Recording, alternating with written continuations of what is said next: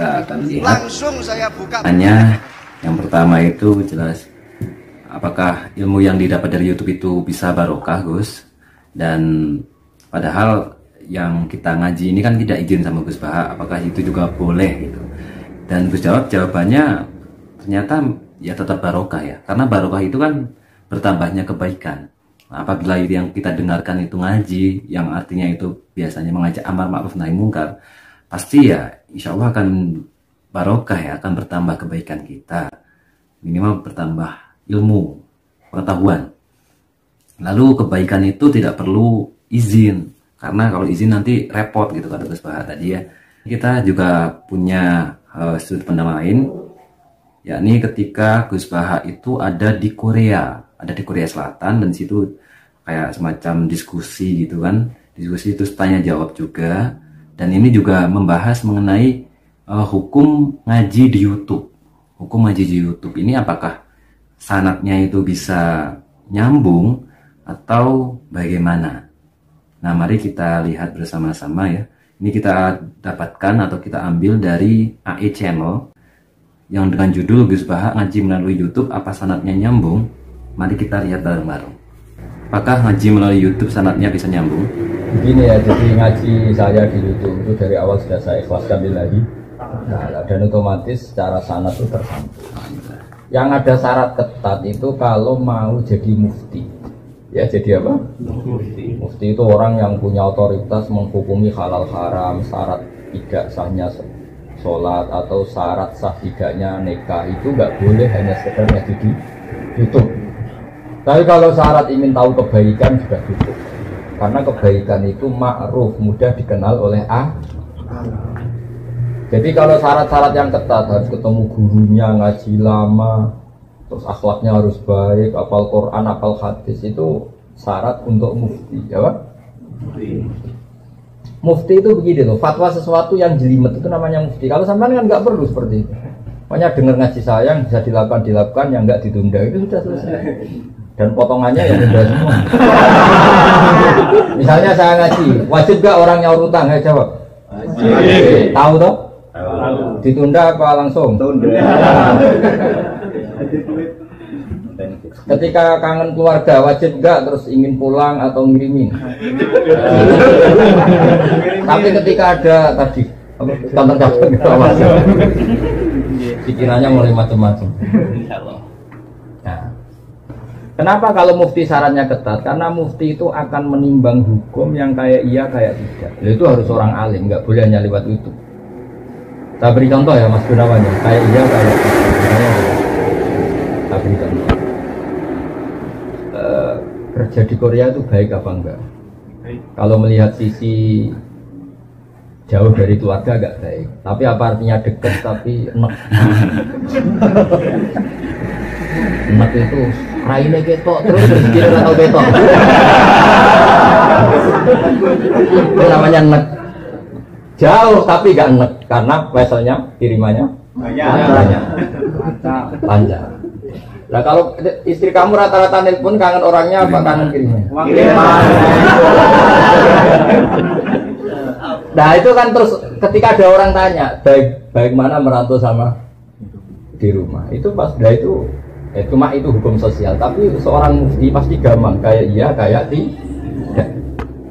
Nah itu butuh orang alim yang ngajinya tenanan. Tapi kalau hukumnya suami istri sebaiknya apa ya rukun. Itu kan nggak perlu mufti, pasti iya gitu, apa? Pasti ya. Jadi saya jawab ya, jadi kalau ngaji lewat YouTube itu sudah sah. Cuma tetap saja nggak sah kalau sebagai mufti. Mufti itu menentukan hukum halal haram. Misalnya kamu marung di warung Korea yang terkenal misalnya masak babi, tapi yang kamu makan bener-bener telur atau ayam, hukumnya gimana? Mesti mufti itu mikir. Kalau melihat ayamnya halal, tapi paling digoreng di wajan yang sama, diletakkan di piring yang sama, dan mereka nyuci piring pasti tidak dengan cara Kalau melihat gitu kayaknya tidak halal ya. Tapi kalau melihat bisa saja, meskipun bisa saja pas jatah saya piringnya tapi meskipun kemungkinan itu entah Tapi ya buat senam otak yang nggak mungkin belum mungkin saja. Tapi ini ya itu mufti. Misalnya sholat pesawat hukumnya gimana? Kalau melihat waktu sholat ya harus sholat. Tapi melihat kalau kamu sesuci misalnya, sesuci di pesawat itu wudunya kira-kira sempurna enggak? Buat enggak. Kalau sempurna dimarahin awak tapi setelah wudu tidak sempurna kira-kira tetap wajib sholat apa enggak? Mesti jawaban pertama wajib. Lalu sholat ini namanya apa? Sholat ya hormatin waktu, hanya menghormati waktu. Tapi nanti setelah di kos-kosan atau di Korea harus dikodoi. Tapi ketika wajib ngodoi melihat wajah-wajah gini, wah sholat aja sudah menguntungkan, gitu wajib ngodoi. Muftinya ngeper lagi. Karena wajah-wajah kayak sampean tuh semua mufti pasti ngeper. Ini sholat fardu aja abot, apalagi disuruh kodok. Hanya kalau ditanya hukumnya gimana Gus? Wajib sholat, wajib mulai, kamu enggak. Terus ada lagi orang tanya saya ini, orang nggak pernah sholat sampai 10 tahun. Setelah tobat tanya, saya wajib kodok nggak? Tak lihat wajahnya itu kalau diwajibkan langsung nggak sholat. Akhirnya saya sebagai kiai ngakalin, ya sudah penting kamu sholat dulu aja, tidak usah tanya kodoknya. Setelah setahun datang lagi, sudah tahu nikmatnya apa? Sholat. Gus caranya kodok gimana? Sudah nggak tanya kodok wajib enggak? Caranya kodok gimana? Saya bilang ya pokoknya tiap sholat kamu 2 kali aja, nggak usah langsung banyak. Apa? Yang sholat 2, yang satu untuk sholat wajib hari ini, yang satu untuk nyaur utang yang dulu. Karena kalau langsung dihitung 10 tahun sebulan kali 5, 10 hari aja berapa? 10 hari kali 5 waktu sudah 50. Berarti tiap 1 bulan 150 kali 12 berapa? 6.000. Banyak ya, kali 10 tahun. Lihat raweh saja dia takut apalagi. Nah, wajibnya kodok itu sesuatu yang mudah dikenali. Tapi ngitung loyalitas orang pada agama. Rai-rai tobat musiman. Kalau langsung diwajibkan itu malah apa bahaya. Makanya bilang ya sudah sholat dulu aja. Katanya kiai harus kodok itu 10 tahun sudah, saya sholat dulu aja, tidak usah tanya itu. Nah, hanya 2 penanya. Monggo siapa yang mau nanya? Kang Mujib. Momen tanya jawab Ibu? Ya ketika Gus Baras Ibu 1 ya, monggo. Kajian 2 saja. Monggo. Ini pada tanggal 28 Januari 2020 nih di Universitas Islam Sultan Agung Unisula, di Unisula didampingi oleh para kiai dan juga para. Assalamualaikum warahmatullahi wabarakatuh. Pertanyaan pertama kita catat. Allahumma arinal haqqa haqqa warzuqna tiba'ah wa arinal batila batila warzuqna tinabah. Gus, di era sekarang ini terlalu banyak kiai. Jadi saking banyaknya kita yang awam ini bingung mana kiai yang benar, yang betul-betul benar menurut Allah. Mana yang nampaknya benar tapi ternyata itu tidak seperti yang diinginkan Allah. Jadi cara pandang panjenengan ini bagi saya sudah luar biasa mencerahkan sekali. Jadi karena itu kami mohon, ini kebetulan ada ketua yayasan, juga ada Pak Rektor, ada baiknya kampus ini mulai mendekatkan tradisi keilmuan santri dan akademik, ngaji yang fundamental begini. Saya usul itu Bu, bagaimana 1 bulan sekali lah Gus Bahak kerso ke Semarang. Itu yang pertama. Yang kedua, saya juga termasuk orang yang gelisah dengan realitas sekarang. Saya juga mau ngajukan permohonan kepada Gus Bahak.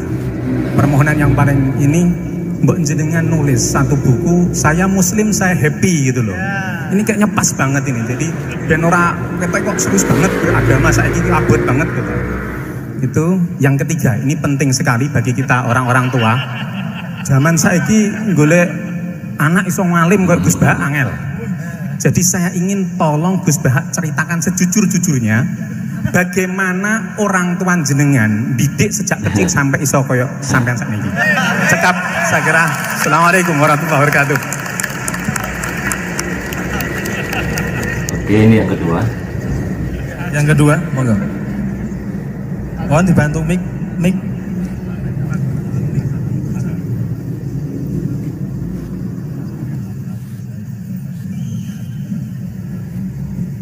Ini pertanyaan pertama, bagaimana kalau usulan 1 bulan sekali di Unisula itu ada kajian. Yang kedua nulis, oke ini kita dengarkan dulu. Assalamualaikum warahmatullahi wabarakatuh.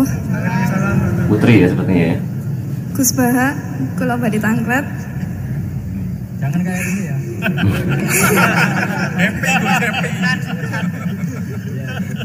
Untuk perempuan, hakikatnya menutup aurat niku pripun? Menutup Quran, menutup aurat. Soalnya kula gadah teman niku rata-rata santri tapi kok mboten menutup aurat secara sempurna. Nah, kula pengen ngertos ilmune niku sing jelas pripun. Sampun. Menurut menutup aurat bagi perempuan ya. Ini sudah normal ya, pakai ini aja. Oke, kita pause dulu sebentar. Ini pertama, ya pertanyaan pertama itu ada usulan 1 bulan sekali ngaji di Unisula, itu bagaimana? Apakah bisa atau enggak, Gus Baha? Yang kedua nulis 1 buku, Saya Muslim, Saya Happy. Nah ini karena melihat kondisi keislaman nih sekarang itu kayak menjadi Muslim itu kayak sulit gitu karena banyak hal yang harus dilakukan dan ternyata berbeda dengan apa yang disampaikan oleh Gus Baha. Gus Baha bahkan kayak semacam menjadi Islam itu yang mudah dan juga mendapatkan ampunan Allah itu juga mudah dan enak gitu, menjadi Islam itu enak gitu. Nggak penuh dengan kayak kiai-kiai ataupun ustadz-ustadz yang ada di sana, luar sana kayak semacam menakut-nakuti untuk menjadi orang Islam gitu. Bahkan langsung mengkader-kaderkan orang Islam yang lain gitu. Dan kemudian yang ketiga, ini pertanyaan pertama, bagaimana orang tua Gus Baha ini mendidik Gus Baha hingga sampai menjadi alim seperti sekarang? Itu yang penanya pertama. Dan pertanyaan kedua adalah apa hakikat menutup aurat bagi perempuan? Jadi hakikat yang sebenarnya tentang aurat, tentang menutup aurat ini bagaimana bagi perempuan ya menurut Gus Baha, dan menurut hukum yang ada, kaidah yang ada. Baik, itu langsung kita dengarkan lagi bagaimana jawaban dari Gus Baha ya. Ini jawab yang Mbak dulu yang gampang gitu. Ya yang jelas itu satrul aurat itu ada yang fisik ya, kayak menutup aurat dalam madzhab Syafi'i kita tahu auratul mar'ah fis sholat itu ada pengecualian ilal wajah wal kafain. Tapi kalau kharijah sholat adalah jami'u badaniha dalam madzhab Syafi'i. Tapi dalam sebagian ulama mengatakan ilal wajah wal kafain tetap termasuk istisna di luar sholat. Itu dari segi fisik ya atau zahir. Tapi sebetulnya juga harus dilakukan satrul aurat secara maknawi, menutup sesuatu yang buruk. Artinya kan gini ya, aurat itu kan sesuatu yang buruk kalau kelihatan gitu. Sehingga misalnya kasus di beberapa negara mungkin fisiknya sudah benar ditutupin tapi mungkin tetap maksiat. Tapi ada yang gugat, yang penting nggak maksiat meskipun buka aurat, ya keliru, buka aurat sendiri sudah maksiat, itu malah aneh lagi gitu. Tapi yang jelas filosofi hijab atau satrul aurat itu usahakan yang zahir maupun yang apa? Batin. Karena Indonesia itu memang agak unik. Saya sering ketemu peneliti dari beberapa negara, meneliti Indonesia itu paling pusing. Kadang ada orang yang auratnya biasa datang ke masjid, itu kan bingungkan malaikat, mau ditulis dosa itu ke masjid, mau ditulis toat itu buka aurat. Nggak tahu hitung-hitungannya gimana nanti. Tapi memang ya sudah seperti itu. Yang jelas standar aurat ya kita tutupin sesuai standar madzhab Syafi'i maupun ngikuti yang tidak apa Syafi'i. Tapi filosofinya juga harus kita ikutin. Jadi dua-duanya harus kita ikutin sebagai perintah, bukan sebagai syarat. Itu beda loh, perintah sama syarat itu. Sebagai perintah, bukan sebagai syarat. Kalau sebagai syarat itu begini, syaratnya orang Islam tuh harus nutupi aurat begini-begini. Nanti kalau yang nggak gitu dianggap tidak Islam, itu menjadi ekstrim. Tapi kalau sifatnya perintah, ya perintah saja.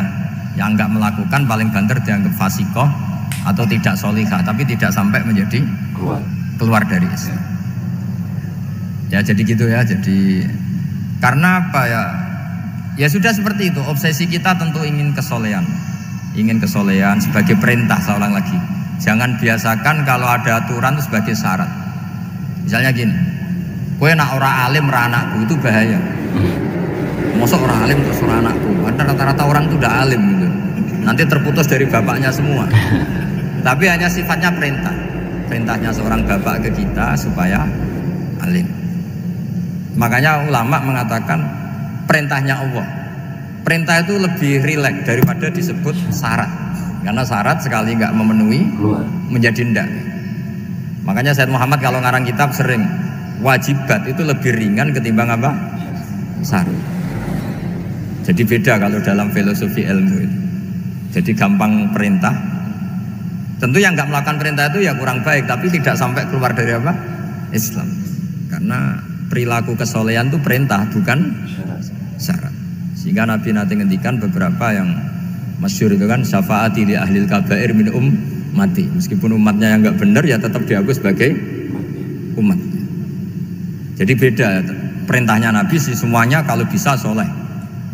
Harus bisa soleh. Tapi tetap ini sifatnya perintah, bukan syarat. Nggak bisa kamu mengatakan syaratnya orang Islam itu dalam beraurat begini, syaratnya soleh nggak pernah maksiat. Memangnya Nabi nggak pernah maksiat. Ya saya kira demikian ya, cukup ya. Lah kalau ini resikonya dia seneng saya, makanya ini kedua, dapat kedua masuk. Bagus dia tidak seneng saya, jadi enggak. Jadi ini kalau seneng saya malah ngatur-ngatur gini. Ya. Terus soal ngaji di sini tiap bulan itu jelas tidak satu rutin karena kalau sampean sopan di mana-mana ngaji itu datang ke kiainya.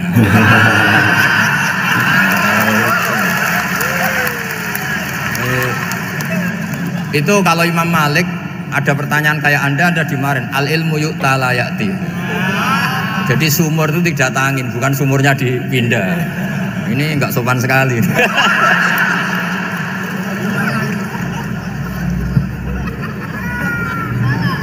Terus menyangkut orang tua, kenapa saya alim itu juga enggak boleh dijawab. Rata-rata orang itu udah alim, masa orang tua seluruh Indonesia salah? Itu ada hikmahnya sendiri. Saya kali-kali ngaji, bodoh itu barokahnya banyak. Coba barokahnya orang bodoh, akhirnya nempat di pedalaman Kalimantan, Sulawesi, akhirnya bikin masjid di situ. Kalau dia alim mungkin jadi ketua MUI di Jakarta, nggak akan punya desa binaan.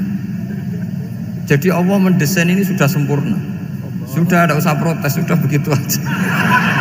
Coba ada orang alim alamah, kira-kira itu kan nggak akan di pedalaman Kalimantan, Sulawesi. Barokahnya santri rodok bodoh itu akhirnya kerja di dalam hutan, kerja di kampung-kampung. Akhirnya agama ada di mana? Kalau pinter semua, di Unisula semua jadi rektor nanti. Jadi Allah mendesain ini sudah baik, tidak usah dipaksakan sesuai versi kamu, nggak usah. Jadi ya sudah, memang seperti itu. Jadi dulu zaman sahabat itu, saya cerita sedikit. Nabi itu kalau muji Madinah itu sundel langit, kalau muji Mekah ya sundel langit. Tapi Sayyidina Ali keluar ke Kufah. Sayyidina Ali itu akhirnya pindah ke Kufah, ke Najaf. Karena pikirannya Sayyidina Ali, Mekah Madinah hanya baik secara bukah, secara tanah. Tapi di antara kebaikan Nabi adalah nasrul Islam. Akhirnya Sayyidina Ali milih ke Kufah. Andaikan sahabat tidak milih keluar dari Mekah Madinah sebagiannya, pasti Islam tidak menyebar. Karena semuanya tersentralisasi di Mekah dan Madinah. Tapi ada saja sahabat yang tetap nyaman di Mekah Madinah karena sholat di sana sebagaimana 1000 sholat. Ya sudah seperti itu, dilihat gampang saja. Akhirnya yang di Mekah Madinah ya tidak ngeritik yang keluar juga gak ngeritik yang di Mekah Madinah.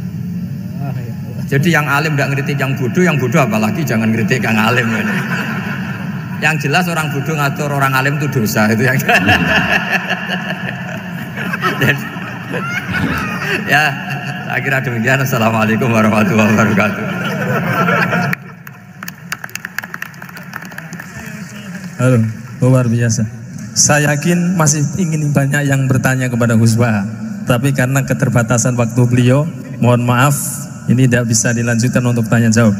Acara selanjutnya adalah penyerahan kenang-kenangan. Ini hasil karya dari mahasiswa Fakultas Agama Islam. Mohon Pak Rektor untuk berkenan untuk memberikan. Kita nonton sekalian ya, kita tonton sampai habis sekalian bagaimana caranya di situ. Ini yang pertama itu untuk jawaban yang kedua nih atau ya untuk yang hakikat menutup aurat bagi perempuan. Menutup aurat secara fisik itu juga, dan sebaliknya itu juga menutup aurat secara batin. Itu adalah suatu hal yang diwajibkan atau perintah, tetapi jangan sampai mohon hadirin untuk tidak bubar terlebih dahulu, kita akan berdoa bersama. Hal itu menjadi kayak semacam syarat, gitu, syarat untuk jadi Islam untuk aurat seperti ini. Karena itu hanya perintah yang diwajibkan. Karena beda antara perintah dan kewajiban. Perintah dan syarat ya. Acara pada pagi hari ini akan ditutup dengan doa. Kami mohon berkat doa dari Haji Ahmad Muhyiddin Nur Salim untuk Unisula, untuk RSKM yang mau akreditasi, semoga diberikan nilai yang terbaik dan Unisula menjadi semakin menebar manfaat. Monggo mendapatkan barokahnya. Bismillahirrahmanirrahim. Nas'aluka bi anna lakal hamda la ilaha illa anta al-hanan al-manan ya badi'as samawati wal ardi ya hayyu ya qayyum ya dzal jalali wal ikram. Antarzuquna ya bi haqqi habibika Muhammad su'alana ya Allah wa tujiba ya Allah du'ana wa anta khairul mujibin wa anta ya Allah khairul mu'tin. Fa'ati su'alana ya Allah bi fadlika wa karamika wa judika. Allahumma ya Allah ilam nakun ahlan an ablugha rahmataka wa an nablugha rahmataka farahmatuka ya Allah ahlan an tablughana jami'an ya Allah ballighna muradana ya Allah bihaqqi annaka dzul fadlil azim wa annaka wasi'ul maghfirah wa annaka al-mu'ti wa annaka khairul mujibin wa annaka ya Allah mujibud du'a wa annaka mujibud da'awat fa'atina ya wasulana bihaqqi annaka ya wa al-hayyul qayyum ya hayyu ya qayyum bi rahmatika nastaghis rabbil la takilna ila nafsina tarfata ainina ya Allah ya Allah ya Allah wa'atina sulana ya mujib rabbana atina fid dunya hasanah fil akhirati hasanah wa qina adzabannar wa sallallahu ala sayyidina Muhammad wa ala alihi wa baraka sallam subhana rabbika rabbil izzati amma yasifun alhamdulillahi rabbil alamin sirril fatihah. Nah, di sini ada, kita ambil di Instagram kajian Gus Baha, dan di sini ada sebuah foto yang menampilkan bahwa Gus Baha ini sedang ada bersama dengan orang-orang ya, bersama santri-santri di situ di Bangkalan Madura. Ini diposting 3 hari yang lalu, 31 Januari 2020. Ini oleh catatan ya, catatan kunjungan Gus Baha ke Bangkalan oleh Lora Ismail Al-Kholili, Jumat sore 31 Januari 2020. Ini kita bacakan ya, kita bacakan saja ceritanya.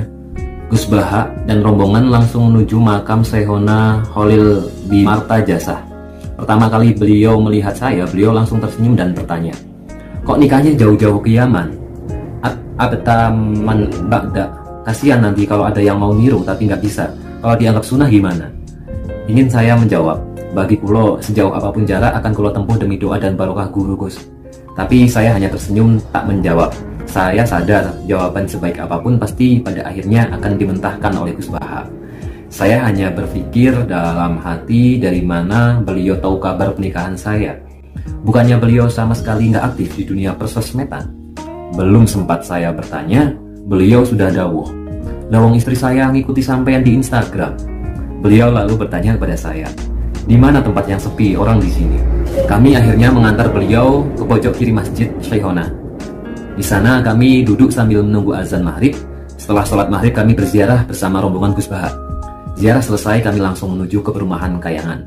Di sana Gus Baha bertemu dengan tim Tulot Syekhona Kholil, lembaga investigasi karya-karya Syekhona Kholil yang alhamdulillah diisi oleh para zuriyah beliau. Di kesempatan itu, ketua tim kami, Kak Usman Hasan, menyodorkan beberapa manuskrip tulisan Syekhona Kholil yang berhasil ditemukan oleh tim. Salah satunya adalah manuskrip Al-Quran kuno tulisan tangan salah satu santri Syekhona yang dimaknai gundul oleh Syekhona. Di halaman terakhir, Syekhona memang memberi catatan kaki bahwa siapa saja yang membaca naskah Al-Quran ini dan menemukan kesalahan di dalam penulisannya, beliau sangat berharap agar segera dibenarkan.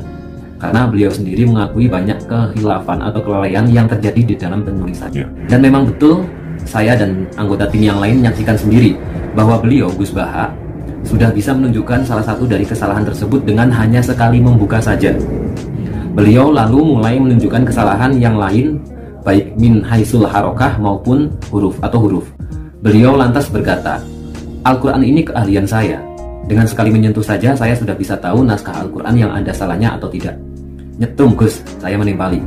Beliau tertawa dan berkata, "Iya betul nyetrum. Kayak teman saya. Meskipun dia buta, tapi dia bisa tahu bedanya cewek cantik sama enggak. Pernah ada cewek cantik lewat, dia bilang, 'Cewek iki wayu Gus.' Lah kok ngerti, awakmu kan buta. aku iso ngerasa no Gus. Lalu tertawa. Entah keistimewaan yang diberikan kepada Gus Baha ini dinamakan kasyaf, ilham, atau karomah. Yang jelas menurut saya itu adalah taufik dan inayah khusus yang dianugerahkan Allah kepada para ulama ahli Al-Quran seperti beliau. Beliau juga bercerita bahwa beliau pernah mendapatkan Al-Quran tulisan Utsmani asli. Tulisannya kotak-kotak tanpa harokah dan titik. Ketika sudah hampir menyerah bagaimana cara membacanya, Gus Baha berdoa, "Ya Allah, alat yang saya miliki sudah tidak cukup untuk membaca mushaf ini. Jadi, sekarang saya memakai hak saya sebagai ahlul Quran. Dengan hak saya sebagai ahlul Quran, tolong ajari saya gimana cara membacanya." Setelah beliau berdoa seperti itu, dilalah tiba-tiba beliau bisa membaca Al-Quran tulisan Utsmani itu. Mungkin bagi kalian yang baru pertama kali mendengar Gus Baha berkata seperti itu, kalian akan mengira bahwa beliau adalah sosok yang angkuh dan sombong. Hakikatnya tidak seperti itu. Bagi saya, gaya yang dipakai Gus Baha adalah salah satu bentuk izharul ilmi atau penjelasan sebuah ilmu. Kalau seorang alim menampakkan dan menonjolkan kealimannya di tengah-tengah zaman yang mana orang hanya banyak bermodal caci maki dan kata-kata kotor saja sudah bisa mendapatkan gelar ulama. Jadi ini adalah salah satu catatan dari Gus Lora Ismail Al-Khalili yang ketika saya buka Instagramnya, ternyata beliau itu adalah, saya sih belum tahu pasti ya, tetapi beliau sering memposting tentang Habib Umar, ya, Habib Umar di Yaman, dan kemungkinan besar beliau adalah murid Habib Umar dan dinikahkan secara langsung oleh Sidil Habib Umar di rumah Habib Umar itu sendiri. Entah, saya belum tahu apakah istri beliau ini adalah putri dari Habib Umar atau siapa, tetapi saya belum tahu ya. Bagi teman-teman, rekan-rekan kita, sahabat-sahabati dan saudara-saudara sekalian yang tahu siapa istri Lora Ismail Al-Khalili ini, mungkin ini beliau adalah seorang yang istimewa. Saya rasa beliau adalah seorang yang istimewa, saya rasa demikian. Karena dinikahkan langsung oleh Habib Umar. Habib Umar yang kita tahu kayak menjadi begitu hebatnya beliau ya. Dan ini ketika Gus Baha bertemu, ini catatan Ismail Al-Khalili ini ketika bertemu dengan Gus Baha. Saat itu Gus Baha ada sebuah kayak aromah yang dimiliki oleh Gus Baha itu ketika membuka Quran yang ada di tempatnya Mbah Sayhona Khalil Manggalan itu, dibuka langsung bisa menunjukkan kesalahan-kesalahan tulisannya. Dan kemudian ketika pernah juga ada cerita bahwa Gus Baha ini mendapatkan Quran Utsmani itu yang memang masih gundulan polos khas Utsmani sana, yang belum ada harokatnya, belum ada titik-titiknya, dan beliau ternyata bisa membacanya. Nah, ini keistimewaan dengan cara doanya Gus Baha yang tentu saja itu fenomenal sekali ya, karena kayak ibaratnya itu kayak menagih janjinya Allah gitu kan. Dan kita akan lanjutkan karena ini masih satu tema mengenai Gus Baha yang ada di Bangkalan ini. Maka kita akan juga melihat sebuah video yang ini diupload oleh NU Channel ya, tetapi kemudian di re-upload lagi di Instagram oleh Kajian Gus Baha saat beliau berada di Bangkalan menjelaskan bagaimana cara Sayhona Khalil mentalkin mayit. Itu pasti akan sangat. Kita langsung aja ke sini, dan kita ngaji Gus Baha kali ini. Langsung. Baiklah, kita mulai. Ini acara ngaji yang memang permintaan Gus Yofur dan saya supaya memang benar-benar memperingati Sayhona Khalil. Jadi kalau tanpa kitab beliau, nanti ini namanya ngaji Gus Baha, bukan ngaji Sayhona Khalil. Jadi kalau sampai saya sesatkan itu, saya ada tanggung jawab. Tapi kalau ada kitabnya, kitab ini saya dikasih Gus Ismail itu sudah 3 bulan yang lalu. Jadi beliau sering ke rumah saya ngasih kitab ini. Mas tentang kitabnya. Saya yang agak kecewa ya, kecewa dengan isi kitab ini satu. Saya kecewa yang baik. Dulu ketika saya kecil, itu ini mohon maaf audionya yang agak paling saya kenang dan semoga ini yang nyata. Agak derut itu ya. Kalau Sayhona Khalil diundang takziah, ada orang meninggal. Kalau beliau nalkin hanya gini. Pokoknya kamu kalau ditanya malaikat, tanya macam-macam, bilang nunggu saya. Nah ternyata di kitab ini beliau ngajarkan cara jawab. Itu saya agak kecewa. Saya ingin seperti itu saja. Jadi makanya ini lajnah harus mensarai gitu. Karena keinginan publik itu suka yang itu aja ya. Kalau ditanya malaikat nunggu apa? Syekhona Khalil nunggu ketua katanya. Nah khawatir saya Syekhona Khalil juga nunggu ketuanya lagi. Nunggu ketuanya lagi sampai akhirnya Mungkar Nakir gak dibeli Rasulullah SAW. Itu kira-kira sudah tidak berani tanya lagi. Karena tidak mungkin kan Nabi ditanya, waman Nabi juga, Nabi kamu siapa? Wah itu kan sembrono sekali itu. Ngaji Gus Bah ini dipublikasikan tanggal 6 Februari 2020 ya oleh Ngaji Ben Aji ini. Jadi silakan teman-teman kalau mau ya subscribe Ngaji Ben Aji biar kena gitu ya, biar update-nya itu kena.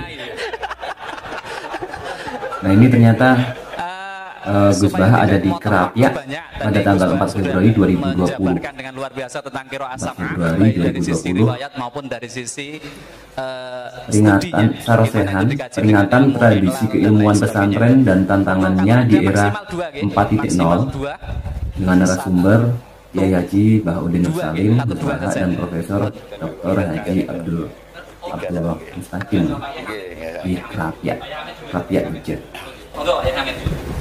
Dan ini kita mulai. Monggo Pak Yai Hamid. Assalamualaikum warahmatullahi wabarakatuh. Yang kami hormati Gus Bah, saya tanya karena dulu pernah ditanya nggak bisa Gus, pernah jawab nggak memuaskan. Di dalam riwayat Rasulullah ada taklil, ada imalah, Musa, Musi. Saya ditanya kiai gitu, ya suriah juga. Gus, napa riyen waktu malaikat Jibril nazala biru nggih ngajari nggih Musa. Apa cukup satu kalimat jawab satu bentuk apa yang memang sapah itu mulai dari nazala biru amin, lauh mahfuz sampai Rabbil Izzah. Saya jawabnya ya sulit gitu. Saya jawab tapi masih ngeyel saja.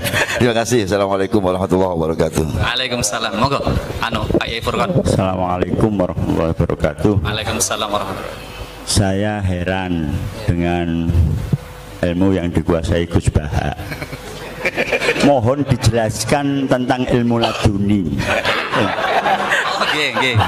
Matur nuwun Pak Yai Furqan. Nggih. Terakhir Pak Aminun terakhir nggih Pak Aminun nggih. Silakan. Ojo kesana nggih. Ini yang sini. Yang kedua ini. Kedua gimana teman? Boten tadi tambahan dari Pak Yai Hamid. Ini korbannya harus ini.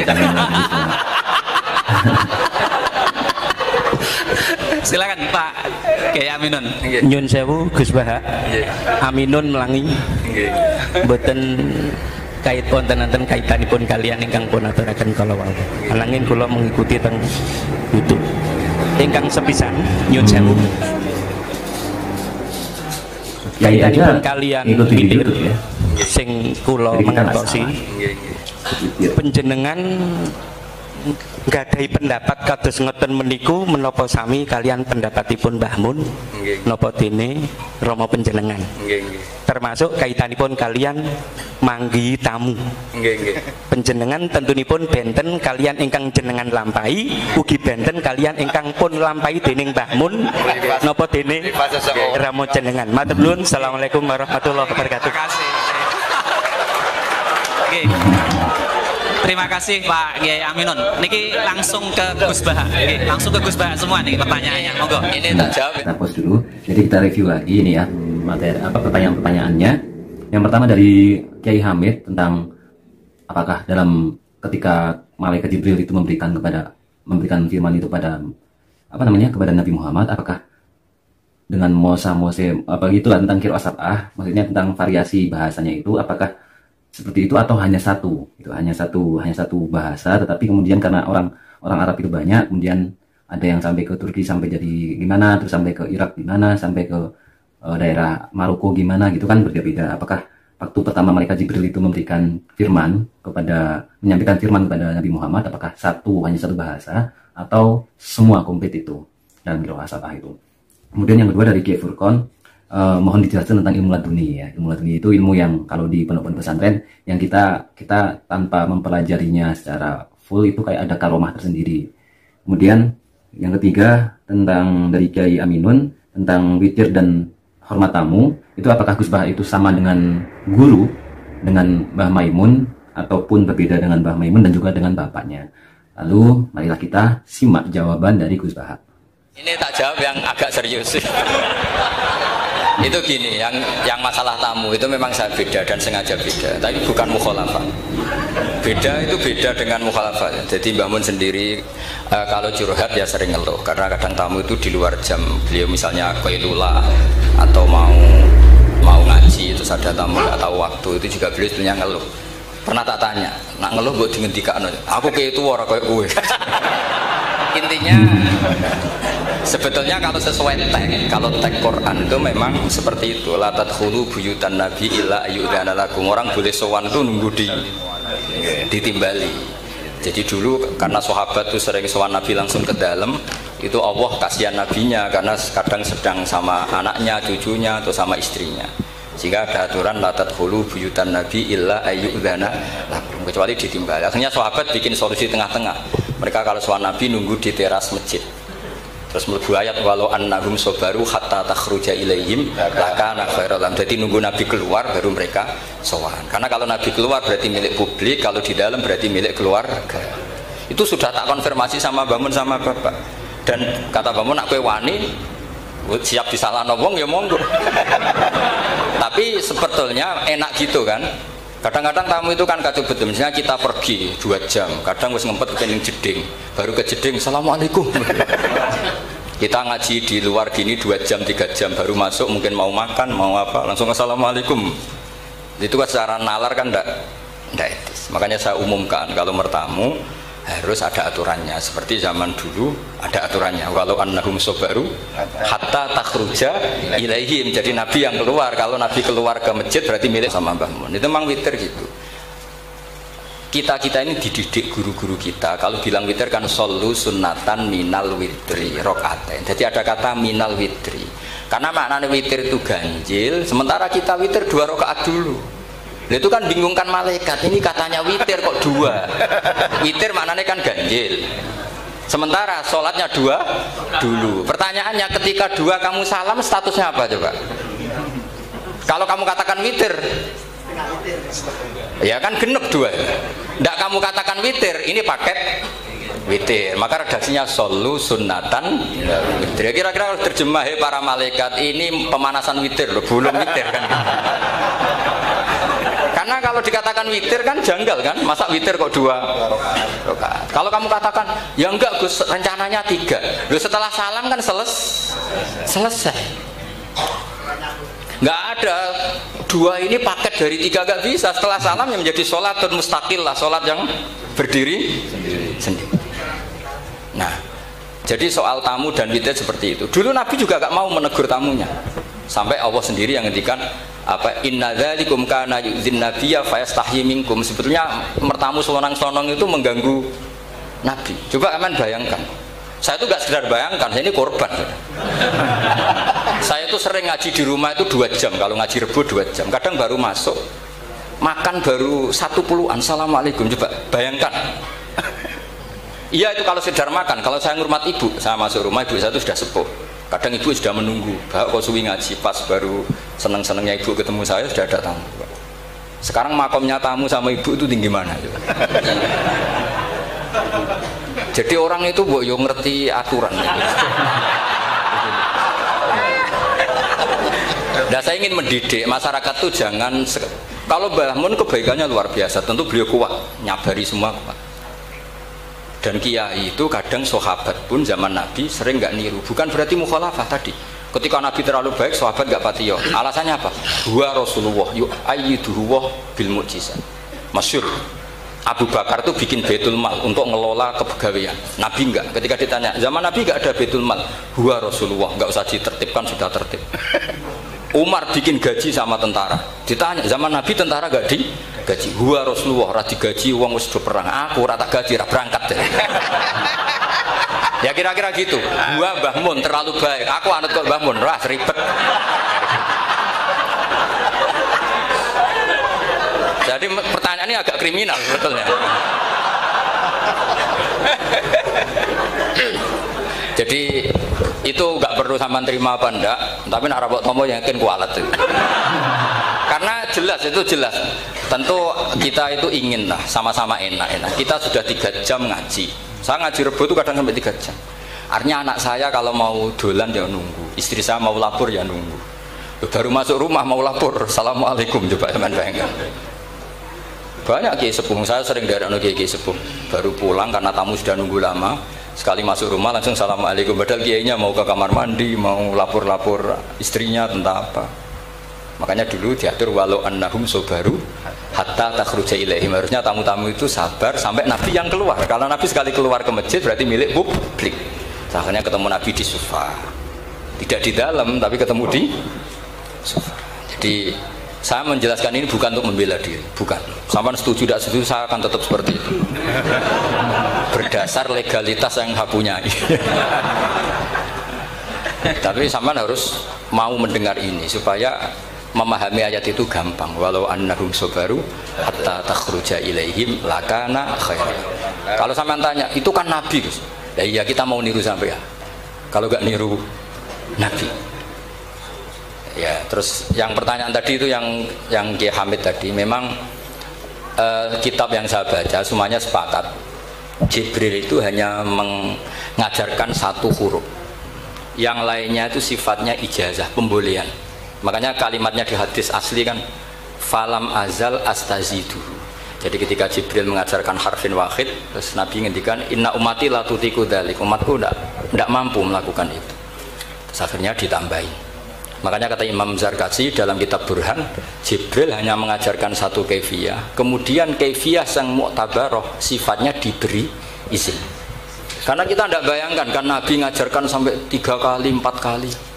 Misalnya a'jamiyyu wa'arabi, diulang lagi a'jamiyyu wa'arabi, diulang lagi a'jamiyyu wa'arabi. Enggak kebayang. Tapi tentu syaratnya harus itu mustafidah filisanil Arab. Memang pilihan-pilihan itu mustafidah filisan. Contoh gampang itu imalah. Para habaib, para orang-orang kita hormati itu spontan ya bilangnya ente. Artinya imalah itu kayak lazim. Huna ya hina kan orang-orang Arab. Gula-guli. Ya, artinya memang lahjah mereka itu sudah seperti itu. Ta'al hina juga ada orang Arab bilang apa? Huna. Ya kan? Jadi artinya itu lahjah. Lahjah itu disahkan. Tapi tentu yang diajarkan Nabi tentu yang paling fidar watil fasoha, tentu yang dipilih itu yang benar-benar tingkat fasohanya paling tinggi. Jadi kalau ada ikhtilaf riwayaten awir riwayat itu sebetulnya kita milih 1 saja sesuai guru-guru kita karena riwayat sunnatun mutaba'ah, tapi kita tetap membolehkan karena Nabi membolehkan. Tapi tentu tidak boleh pakai akal, pakai tadi apa mustafidah filisanil Arab. Ya kayak tadi lah, memang orang Arab itu sebagian baca ya Yuhan Nabiu. Mau Nabi pas itu ya gak negur, mau aku iku Quraisy. Senyum-senyum tak ketika ada orang Bedui bilang ya Yuhan Nabiu, anak Quraisy, aku iku wong Quraisy. Tapi aku nak maca iku cung ya Yuhan Nabiu. Ya sudah akhirnya sampai sekarang jadi angger Hamzah itu mesti kasusnya seperti itu, semua Hamzah. An-Nabiin. Kita baca apa? An-Nabi, Allahu yastahzi'u, ada yang baca yastahzi kan gitu. Jadi semua yu'minu ada yang baca yu'minu dan seterusnya. Kalau pertanyaannya jenengan nggak perlu dijawab. Kan kata Gus Dar ilmu laduni itu rahasia. Sesuai dengan tradisi keilmuan pesantren itu kan ilmu laduni. Oh. Yang jelas kalau ingin laduni ya cari sendiri. Cari sendiri karena itu mau hibah. Saya sendiri ya tidak tahu salah dunia apa enggak. Pokoknya penting ngaji terus pakai tradisi yang Bikol bin Salim. Bapak saya yang sering wasiat ya pokoknya ngaji itu Bikol bin apa? Salim. Makanya saya tuh tidak pernah kepikiran saya itu viral apa enggak kepikiran, orang seneng saya enggak kepikiran. Saya ini kan orang waras. Jadi kepikiran jadi doboh dan tidak ngapain sama makhluk. Mau kamu seneng saya enggak itu tidak kepikiran. Bodoh sekali kalau saya mikirin. Sehingga uang kepengen daftar wali itu ya mikirnya ridho dan tidak, ya sudah. Allah mewajibkan orang alim mulang ya mulang sudah. Allah mengharamkan orang alim diatur ya ngatur dosa itu aja sudah. Karena al ilmu yu'tala ya. Jadi ilmu itu harusnya didatangi bukan datang, tapi karena ini kasepuan jadi melebu istisna itu. Melebu pengecualian itu ya. Saya kira demikian. Assalamualaikum warahmatullahi wabarakatuh. Assalamualaikum warahmatullahi wabarakatuh. Oke teman-teman, jadi itulah reaction ngaji kita bersama dengan Kiai Haji Baharudin Nur Salim atau Gus Baha, yang mana ini merupakan kompilasi dari beberapa pertanyaan-pertanyaan yang ada di beberapa video tersebut, kemudian kita satukan dan ini menjadi satu, dari mulai sanad ngaji YouTube sampai ilmu laduni. Semoga ini menjadi suatu amal ibadah Gus Baha yang berkah dan berkah untuk kita, menjadi ilmu yang manfaat dunia akhirat dan menjadi keberkahan bagi semuanya. Sekali lagi terima kasih teman-teman, mohon maaf banyak kesalahan. Wassalamualaikum warahmatullahi wabarakatuh.